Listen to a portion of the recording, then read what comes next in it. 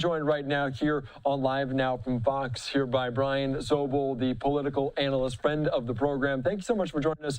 Thanks for your patience here on Live Now from Fox. And this was, as Austin noted, a 5-hour event, a service to pay tribute to the conservative activist Charlie Kirk. And if you didn't know the name Charlie Kirk more than 11 days ago, you're certainly kind of familiar with the amount of support, the amount of backing that he had. Brian, what was the big takeaway today? What did you hear? What stood out? Well, I think the thing that stood out to me was that while this was a celebration of life in many respects and a memorial, I think you saw some very, very forgiving words, particularly from Erica Kirk. I think the headline really is that she has forgiven the assassin of her husband. And that was, I think, in 5+ hours, maybe the most powerful portion of the entire program. That and the fact that so many people from government were there. Yeah, no, that is so very true. And she said that she forgave the shooter because that's something that Charlie would have done in that moment. Obviously, the horrific tragedy from what happened in UVU some 11 days ago. But we heard from President Trump, we heard from J.D. Vance, and it's rare. We never see those two individuals really at the same place alongside so many members of the cabinet. When we talk about just the amount of people there from the Trump administration, what does that speak to you? Well, I think it speaks to the fact that Charlie Kirk was very close, as we heard, to all of these individuals. He sounds like he was indefatigable. He had tremendous energy. He was constantly texting all of these individuals who spoke today. He was a workhorse for the conservative movement. And all of us who watched many, many of his talks and appearances learned about his incredible intellect. You're talking about somebody that did not go off to some college and was steeped in years of what goes on a college campus. He was just smarter than everybody without needing that. And I think that really is a testament to Charlie Kirk. He was a voracious reader. He understood history. And I think the thing that I admired about him most was when you watched him speaking at various places, he invited dissent. He invited people to not agree with him. There's an old joke that if everybody agrees with an opinion, maybe some of us aren't needed.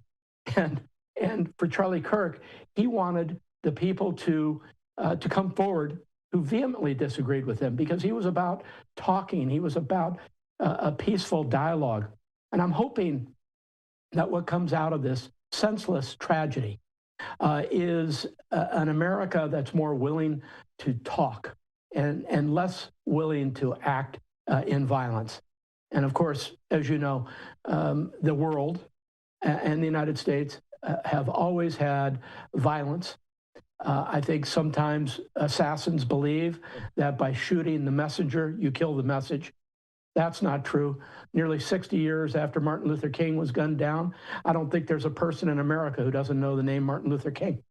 JFK, RFK, even people like Malcolm X and others who had their own movement going and were killed. All of these people that die taking forward a political message, again, the assassin thinks that's the end of it. Now we move on. It is not the end of it. And that's why I think Turning Point USA has a very bright future.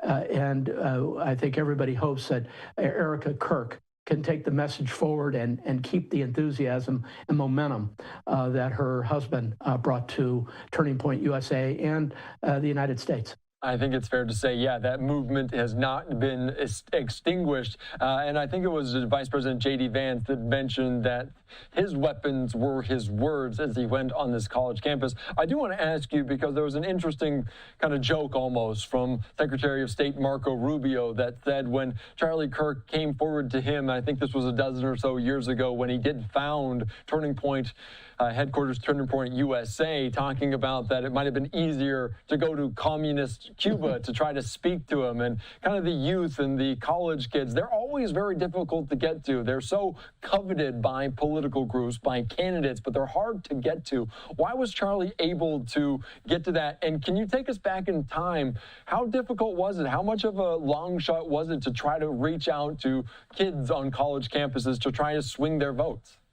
Well, first of all, apathy exists on college campuses around politics oftentimes. That's why the numbers of young people who vote are always way low in comparison to other groups.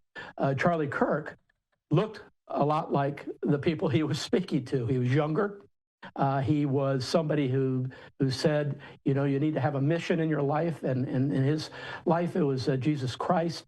And so there was this religious component, there was this political component, there was an age component as well. I think he got on with young people very well because they saw something in Charlie Kirk that they saw within themselves. And what he was able to do, however, was to exponentially take the number of students that he was dealing with in the early years and make it explode until it actually became a factor in the last presidential election.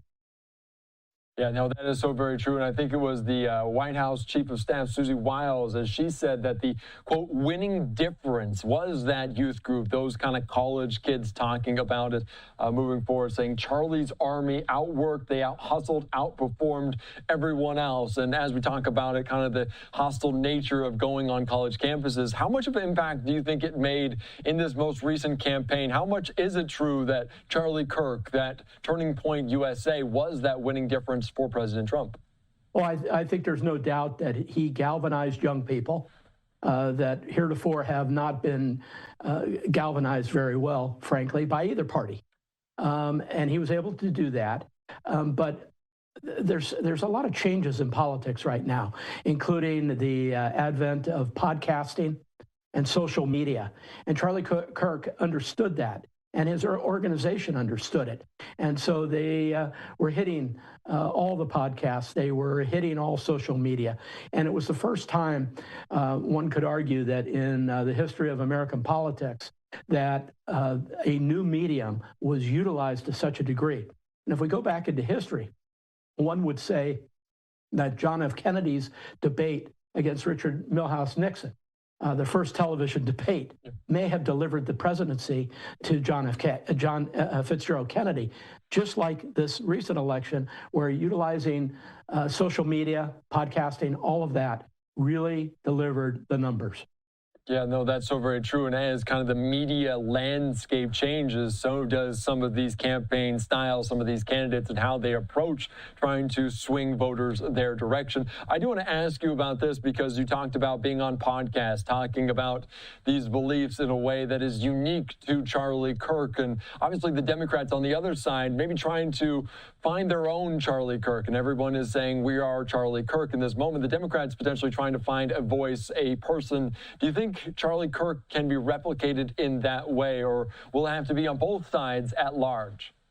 Well, to your point, I think the Democrats are searching for a voice in general, and they're searching for voices that they can start following. And that's why you're seeing a division in the party between the older Democrats and the newer, more progressive socialist Democrats. There's a real divide there. And in that divide, somebody's looking for a voice, particularly as we move closer to the midterms in 26 and the next presidential election in 28. Dems haven't found that voice yet, Andy, and until they do, there isn't going to be an ability to move young people, as an example. You just don't see those faces on the Democrat side of the aisle. And sadly, with Charlie Kirk being cut down, the organization's going to have to find other people who can go out on these campuses and kind of make the same statements.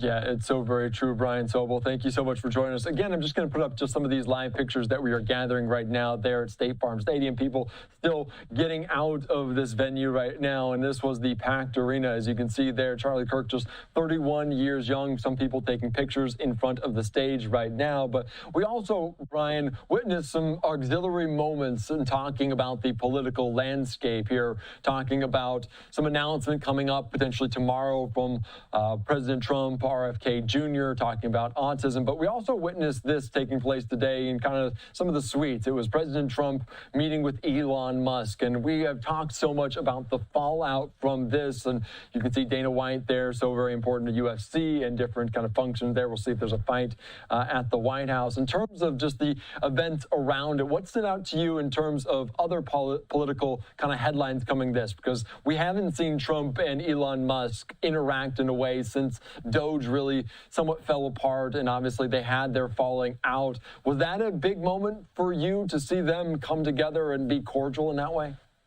Well, a lot of people I talk to that are on the Republican side of the aisle were very, very concerned that there was this problem between Elon Musk and Donald Trump, and didn't think it bode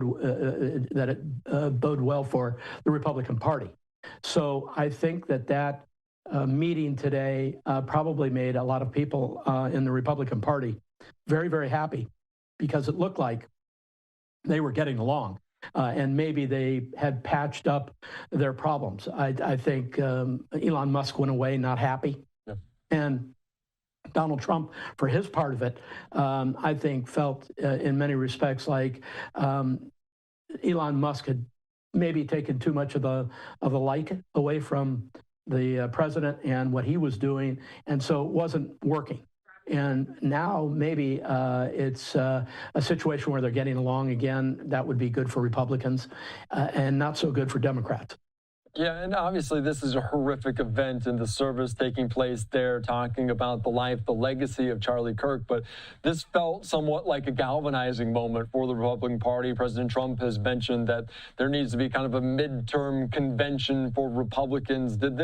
Was this a de facto way, and obviously just the overarching effect of it? Was it in that way? And I'm going to put up this, just kind of talk about it, is Elon Musk also posting this on social media saying, "For Charlie." And we mentioned just these two individuals, so much power and so much influence in the world in terms of social media, in terms of being in the White House. Was this a galvanizing moment for the Republican Party, even in light of the horrific details in the life of Charlie Kirk? No question. I think just by virtue of the fact that the entire cabinet essentially was there, a lot of Republican activists were there, senators, members of the House. It kind of goes on and on how many of the Republican apparatus were there. And as we saw in the president's portion of the program, he talked about Charlie Kirk a lot, but he also went into a number of other areas. So I think this was an encapsulation, this over 5-hour event was an encapsulation of where the Republican Party is today, the new call for evangelism, for returning to Jesus, for taking that message out without being afraid, saying to young people, I know when you're on a college campus, you probably don't want to talk about Jesus, but stand up for what you believe, stand up politically for what you believe, yeah, which has often been very difficult for a lot of young people on college campuses that are pretty liberal. Yeah, and obviously they also mentioned some of the kind of the moments there as Erica Kirk talked about having Usha Vance by her side as the casket was being flown from Utah to Arizona. And I want to ask you, because Usha's advice was take 15 minutes, every 15 minutes, and that's what you kind of get through. What's the next several weeks look like for the Republicans? What does it look like for President Trump, for J.D. Vance? Do they hint at anything today that you can take away of what they use this moment, obviously kind of moving forward? What comes next for this group? Well, for a lot of them, whether it's the president or the vice president, these other people, they have a big agenda they've tackled and they've got to work on. I think the biggest difficulty, of course, will be for Erica Kirk. Once all of this goes away, and now she is dealing again with just the loss of her beloved husband and where she's going to take the organization. I think that's where the work will really begin. You know, initially after a tragedy, you have all kinds of friends and relatives and family all there for you, but then they go away, and that's when the real shock of all of this, if I may say, will probably hit Erica Kirk. But I've listened to her now a couple of times. She's got the spine of steel, and I think she is going to rise up and take this organization to a higher level. Yeah, no, that is so very true, and it's just so powerful, and you can only imagine the strength that it takes to be in this moment, to speak so fully about her life with the Charlie, and now what comes next for her, because there is a gaping hole in her family life, and they spoke to that as well, just the importance of family for Charlie, for Erica, and that's really what he tried to impart to so many kids along there. How much are the Republicans trying to embrace that fact, the family unit, bringing just so many people together in that way? Well, I think we heard a very strong message along that line today. I think Republicans in general are talking about the importance of the family structure and raising kids to understand that they live in a wonderful country, but it requires work. Democracy is not an easy thing, and nothing comes easy to any of us. And I think that's the message that a lot of these Republicans are trying to send, not just to their own families, but to young people on college campuses and high schools and that sort of thing. And I think you've seen an interesting situation arise, even if you say it's about the number of people who have requested information on starting Turning Point USA chapters in their high schools or colleges or communities. Yeah, and there's so many people in Turning Point USA. I'm not exactly sure of the figure, but thousands upon thousands of different organizations wanting to be involved in this way. And I know you weren't at the venue, but we also heard there talking about some people 11 days ago didn't know the name Charlie Kirk. They were unfamiliar with Turning Point USA. How many people do you think are now more familiar with this or more inclined to join the kind of political arena in that way? Do you think this obviously made an impact in that way, that people, they weren't involved previously, but this obviously the coming together, some of the words they heard today may have kind of influenced them in that way? Well, I think you make an excellent point. And one of the things I would say is talking with people on the right side of the political equation, on the left side of the political equation, not a lot of people, ironically, who are older than 40, 45, maybe, knew a whole lot about Charlie Kirk. People like you and me who cover all these things, we were very well aware of him. And one of the things that I've been listening to very carefully is some of the rhetoric from his detractors saying, well, he was filled with hate and all these other sorts of things. I don't think many of them had ever actually seen him speak. And if they did, it was a clip. It was not watching him speak for an hour, where you would see a wonderful give and take between religions and thought and processes of one stripe or another. So what some of these people who disliked Charlie Kirk didn't know about Charlie Kirk was that there was so much more to him than just a soundbite. And that's part of the problem, Andy, with the new media, if I may call it that. No, that is so very true. And I want to ask you my last question, or last pair of questions before I let you go here, Brian, because we also talk about political violence and the heightened nature that is getting so much after this assassination of Charlie Kirk and his influence on the political nature. What needs to happen next for that temperature to be cooled down in that way? It feels like, obviously, it was so very heightened 11 days ago when everyone was learning about this. The emotions were very on ease. The tension was very much so out there. What needs to happen next for that to tone down, for both sides to come to grips with it? Dialogue. I think we have to come to a place, Andy, where we shouldn't care what somebody else really thinks, as long as we believe they believe it. And if they believe it, then we can have a discussion. If it devolves into hate or my side's right and your side's wrong, that's when division is sometimes taken to an extreme. And again, we have seen this with 4 presidents assassinated in the United States, with other political figures assassinated or attempted assassinations. We've seen it around the world in numerous countries around the world. And again, it goes back sort of to what I was saying right at the beginning, and that is that, you know, you can kill the messenger, but often you can't kill the message. That is so very true. All right, Brian, thank you so much for your time. I appreciate your insight here. Obviously, so many people, thousands of people there on the ground in Glendale, Arizona, millions around the world tuning in for this, some 5-hour extended service there in Arizona. Thanks again. I appreciate your time, your insight here on Live Now. Absolutely, Andy. Have a good evening. All right, thank you so much here.